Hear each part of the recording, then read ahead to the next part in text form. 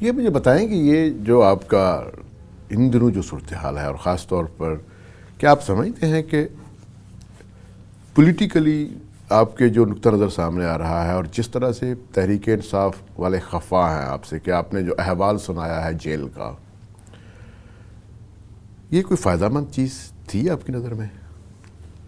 کیا تحریک انصاف والے جو کر نہیں، یہ بات کرنا، اور یہ آپ کا تو فیلڈ نہیں تھا عمران خان کے بارے میں، نہیں تو فیلڈ ہے بھی نہیں. ہم نے تو ان کی جو پالیٹکس ہے اس پہ بات صرف اس صورت میں کی ہے جب کوئی ہم سے پوچھ لے. رہا تحریک انصاف کا، تحریک انصاف والے کسی سے خوش ہیں؟ مجھے بتائیں.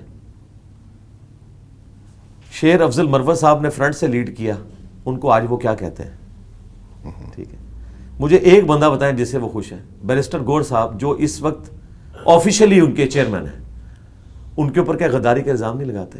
یہ بیسیکلی ایک ایسا کلٹ پروڈیوس ہوا ہے، میں سمجھتا ہوں، جس میں ینگ جنریشن جو ہے وہ لیک آف نالج کی وجہ سے انوالو ہو گئی، اور انہوں نے ایسے نظریات بنا لیے ہیں کہ وہ اختلاف رائے کو اس دشمنی پہ لے جاتے ہیں کہ وہ کہتے ہیں کہ ہم سے جو بھی ٹکرائے گا ہم اسے بالکل فارغ کریں گے. تو انہوں نے میرے بارے میں یہ گمان کیا کہ میں قاسم علی شاہ ہوں یا کوئی اور ہوں. بھئی ہم نے اپنی آڈینس ارن کی ہے، اور تمہارے جو لیڈر ہیں ان کی لیگیسی جو ہے وہ پولیٹیکل لیگیسی ہے، اور وہ اس وقت تک ہے جب تک کہ وہ دنیا میں موجود ہیں. اللہ تعالیٰ ان کو زندگی دے اور خیریت سے باہر بھی آ جائیں. ان کی لیگیسی آگے نہیں چلنے والی. جو دین کی لیگیسی ہوتی ہے نا وہ آگے چلتی ہے، چاہے کوئی اولاد بھی نہ ہو. آج مولانا مودودی کی اولاد نے ان کی لیگیسی نہیں چلائی ہوئی ہے، ان کی اپنی کنٹریبیوشن ہے. ڈاکٹر اسرار صاحب کی اپنی کنٹریبیوشن ہے دین کے لیے. تو دین کی لیگیسی بالکل ڈفرینٹ ہوتی ہے. یہ پہلا موقع نہیں ہے، یہ سٹارٹ سے ایسے ہی کر رہے ہیں کہ جہاں کہ ان کو کوئی اختلاف ہوتا ہے تو یہ ایسا کرنے کی کوشش کرتے ہیں. تو ہمیں تو اس کی بالکل پرواہ نہیں ہے. رہا یہ سیاست والا معاملہ، اس میں میں تھوڑا سا آپ کو ان پٹ دے دوں.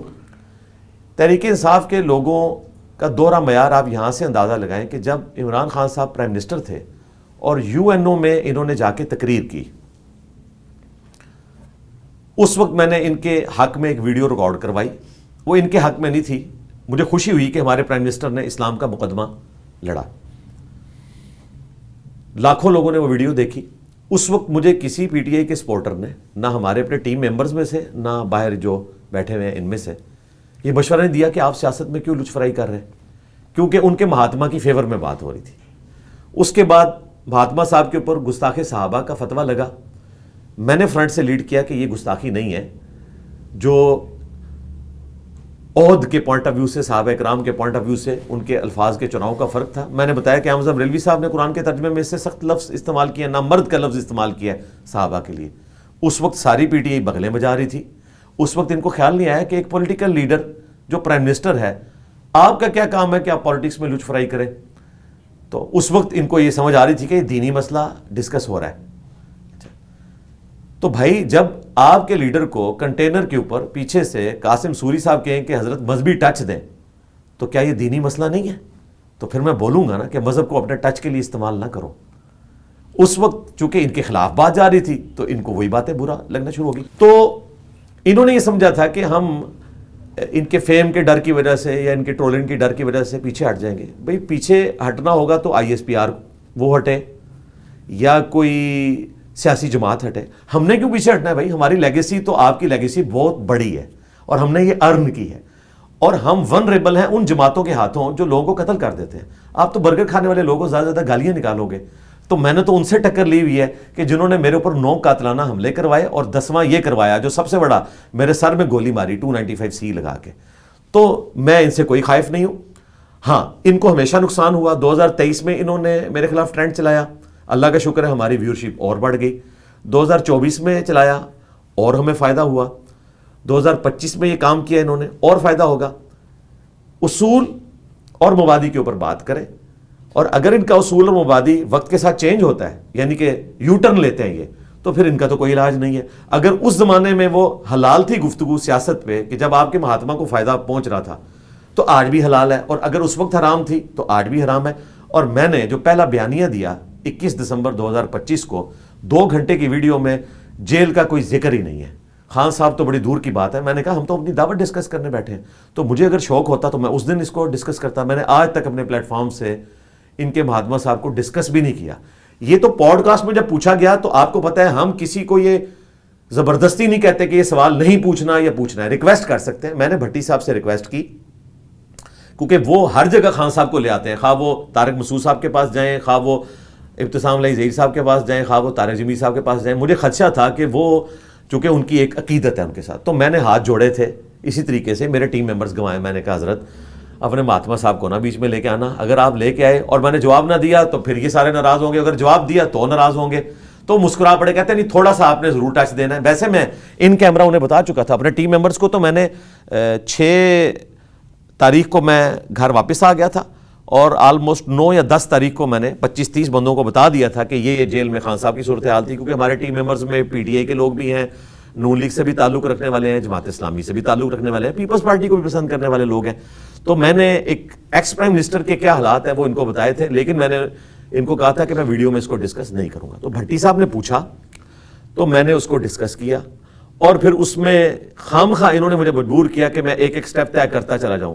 پھر ریحان طارق صاحب، شاہ زیب خانزادہ، میرا مقصد یہ نہیں تھا کہ میں نے کوئی ان کو ڈیفیم کرنا تھا. جو میں نے دیکھا، جو میں نے سنا اور جو میں نے سونگا، ساری چیزیں بیان کر دی. میرا سوال یہ ہے کہ جب یہ بحث شروع ہو چکی ہے اس ملک میں اور دونوں طرف کا نقطہ نظر سامنے آ رہا ہے، آپ کا ایک بہت ہی اہم نقطہ سامنے آیا ہے توبہ کا، تو کیا اس قانون کی موجودگی میں، اس کو موجود رکھتے ہوئے یہ اضافہ نہیں ہو سکتا کہ جو شخص کسی پر توہین کا جھوٹا الزام لگاتا ہے اس کو بھی وہی سزا دی جائے جو اس جرم کے تحت خدا نخواستہ ثابت ہونے کی صورت میں مجرم کو ملنی تھی؟ تو میں سمجھتا ہوں کیونکہ ہمارے سامنے جو کوائف آتے ہیں اور ہم نے جو دیکھا ہے، سیالکوٹ میں پریانتا کمار مارا گیا، مردان یونیورسٹی میں مشال خان کے ساتھ کیا ہوا، اس کے بعد ہم نے دیکھا سوات میں دیکھا ابھی 2024 میں ایک سیاح کے ساتھ، بیچارے کے ساتھ عمرکوٹ سندھ میں ہوا، ڈاکٹر کے ساتھ کوئٹہ میں ہوا. پھر اس کے علاوہ ہم جب تھوڑا پیچھے جائیں تو ہم دیکھتے ہیں کہ گجرانوالہ میں حافظ فاروق سجاد جو ایک جماعت اسلامی کا ممبر تھا، حافظ قرآن تھا. یہ کس سال کی بات ہے؟ ہم اس وقت میرے خیال ہے اسکول لائف میں تھے. یہ جون 1995 کی بات ہے. ہاں بالکل. اس کے ساتھ ظلم ہوا. اور پھر اس کے بعد ایک اور بہت اندوہناک واقعہ ہوا احمد پور شرکیہ میں. یہ ابھی کوئی 8-9 سال ہوئے ہیں. جو ایک پاگل تھا، یہ ایک پاگل شخص جس کے گلے میں ایک تختی تھی جس کے یہ مخبوط الحواس ہے، اس کو مار دیا گیا. اور اس میں جو سب سے خوفناک جو صورتحال تھی وہ یہ تھی انجینئر صاحب کہ جب اس شخص کو پولیس کی حراست سے چھڑایا جا رہا تھا تو پولیس تھانے کے ساتھ پولیس ملازمین کی رہائش گاہیں تھیں، ان کو آگ لگائی گئی. ایک پولیس ملازم ایسا تھا جس کا بیان موجود ہے کہ جس کی 2 بیٹیوں کی شادی تھی اور اس نے اپنی 2 بیٹیوں کے لیے قرآن پاک کے 2 نسخے اپنے گھر میں رکھے ہوئے تھے جہیز میں دینے کے لیے. وہ جل گئے. یہ ہو رہی ہے جی اسلام کی خدمت. ایک پاگل شخص جس کو شریعت معاف کر دیتی ہے اس کو سزا دینے کے لیے ایک عقل مند اور ہوش یافتہ جو ہجوم ہے اس نے قرآن پاک کے 2 نسخے جلا دیے. کسی کو سزا نہیں ہوئی.